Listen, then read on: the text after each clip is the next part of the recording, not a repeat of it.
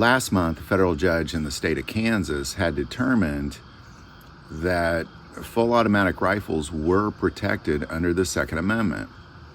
Well, just in the end of September in Hawaii, in the case United States versus Chan, Chan was, the police went over to do a safety check on him, and they found a fully automatic rifle that was short-barreled in his possession, and they arrested him.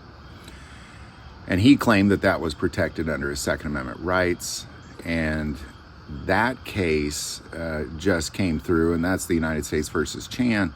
But the problem with this case is that the federal judge completely circumvented what the Supreme Court said in the Bruin case, and ultimately said that both short-barreled rifles and automatic rifles are not protected under your Second Amendment rights. So what's all this mean? Well, ultimately what they said is in the Bruin case, the New York Rifle and Pistol Club versus Bruin, that case ultimately said that we as citizens have the right to carry outside of our home, because in the state of New York at the time, you had the right to own a gun, but only in your home. You weren't allowed to leave your house with it unless you were going to the range, and then you couldn't stop anywhere, not even the gas station. And the Supreme Court declared that, no, you do have the right to leave your house with a firearm. However, what this particular judge said in the United States versus Chan is that in the United States versus Henry case, they banned or outlawed, under that Supreme Court case, they outlawed certain weapons, but short barrel rifles nor fully automatic weapons were under that case.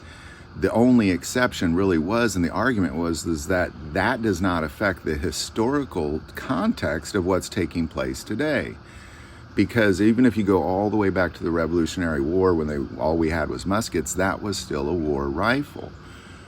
So really it's the historical context combined with Bruin that the Kansas judge ultimately said, well, yes, we do have the right to these guns under the Second Amendment.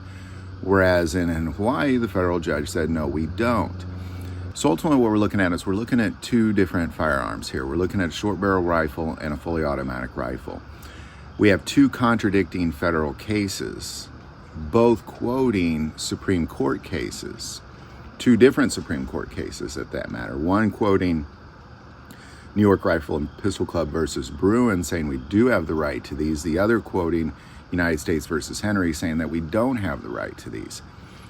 Now, ultimately, especially that Kansas case, because it got kicked back, that guy did have the right to own those firearms. So you know that the United States is going to appeal that to the Supreme Court. Whether Chan will appeal his to the Supreme Court or not, I do not know. But now that you have these two conflicting cases, I believe that this is ultimately going to make it to the Supreme Court. Obviously not this session, but it'll be next year. One of these cases, if not both of them combined, are going to make it to the Supreme Court. I believe, and ultimately it's good news. I think that in the end, these things need to be sorted out. You can't have a federal judge in one part of the country saying, yes, everybody own fully automatic weapons. And then you have another one in the other part of the country that says, as a matter of fact, you can't own fully auto, nor can you own these either.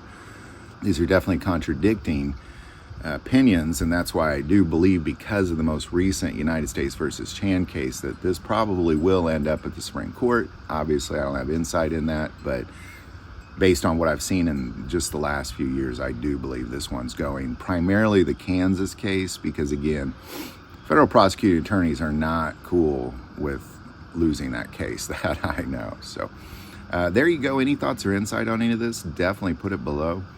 Do want to take a moment and say that most people watch this channel, they're not subscribers. Click that subscribe button. It greatly increases the algorithm and our ability to get these messages out. That link is also below. But the most important part of this channel is we take prayer requests, so please don't ever hesitate to send that in.